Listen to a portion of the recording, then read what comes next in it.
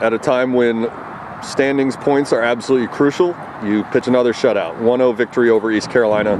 Overall, what were your thoughts about the way your team played tonight and the keys that led to the outcome? Yeah, I thought we played pretty well. You know, we kept the ball, we moved the ball, created goal scoring chances, put one away and kept them out. So I thought overall it was a good performance by our kids. You mentioned creating chances, and there were a couple of chances that didn't turn into goals. You had one waved off by a whistle by the referee. You had what looked like may have been a handball or two that didn't get called in the East Carolina penalty area there. How frustrating was it to see chances like that get turned away and come away scoreless, and then find what could have been a more lopsided score, still a very close game? Yeah, I mean, look, I think we want more for sure, and you always want to score more, but I think we should leave here pretty happy with the way we played and happy that we got the result and 3 points that are huge points. At halftime, it was a scoreless tie still, but your team was dominating the score sheet or the stat sheet. You had, I think, a 6-1 edge in shots on goal. What did you talk about with your team as far as helping them convert some of those chances they were creating? Yeah, we talked about really getting our forwards to turn and run at their defense. We were playing backwards a little bit too much and being a little bit too safe in the way that we were playing up front. And look, I thought those guys in the second half really, they bought into it. They were turning, they were running at them, they were causing problems. Isabel Nash got the game-winning goal off of a corner from Blair Thorpe. What did you see on the play in terms of what was done to spring her and create a little space and let her get up and get that ball? Yeah, I mean, she was in a big crowd certainly, and I think Blair clipped a good ball in there for her, and she just got up above everybody.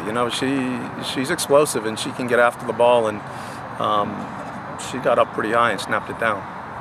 This is the second game where you've had Isabel Nash playing at defense after playing midfield all year long. Overall, what did you think of her adjustment to her new spot? And when she gets up and scores a goal like that, does that ever make you think maybe you should leave her up front more often? Well, when she plays out of the back, she's able to carry the ball. She made a number of runs going forward. I think she's more of a threat coming from behind than she is sort of playing back to goal. And going forward, I thought she was really good tonight. It's easy to talk about the people who score and set up the goals.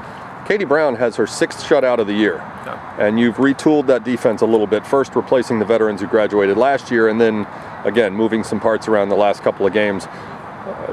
What have you thought about the way Katie has been playing and the defense in front of her in recent games? Yeah, I mean, Katie's been solid.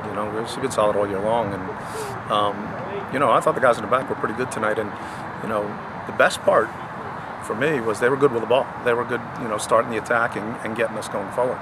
Back-to-back victories, back-to-back shutouts for your team. How much do you and your team talk about standings and where you fall in terms of getting into the conference tournament and that kind of thing, or is that something you leave alone? Most of the time we leave it alone, but look, we're desperate for points, and we all know we're desperate for points, and so our guys know that the last couple of games, their backs are against the wall. They're must-win games, and they've handled it pretty well.